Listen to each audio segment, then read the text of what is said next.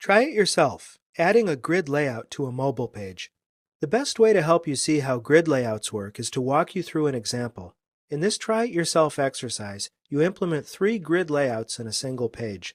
The first is a basic single-item grid with a number display, then a 3x4 grid with calculator digit elements, and the last grid is a 5x1 grid with calculator buttons. In other words, we're making a web-based calculator. The purpose of this exercise is to see how grid, column, and row blocks are implemented. The code for this exercise is in the Hour 23 folder.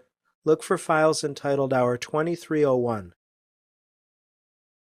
We see when we render the Hour 2301.html file either on your mobile device or in a full-fidelity browser as we see here, we see a representation of a calculator that accepts click input and does evaluate when the equals button is pressed.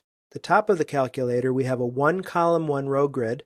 The main numeric display here in the middle portion is a 3-column, 4-row grid, and down at the bottom the operators are a 5-column, 1-row grid. So we can do 5 times 5 equals 25. It actually works.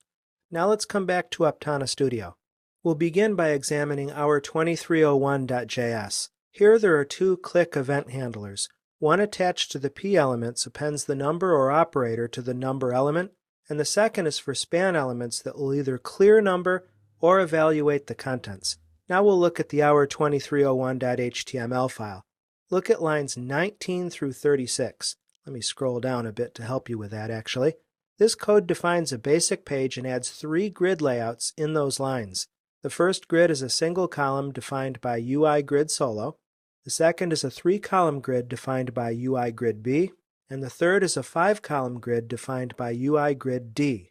In lines 23 through 27, we have code inside the grid layout div elements that are all div UI block pound elements. Notice that the letters A, B, and C are used to define each row of the 3-column grid cycle, ABC, ABC, AB, etc. Each cycle begins a new row.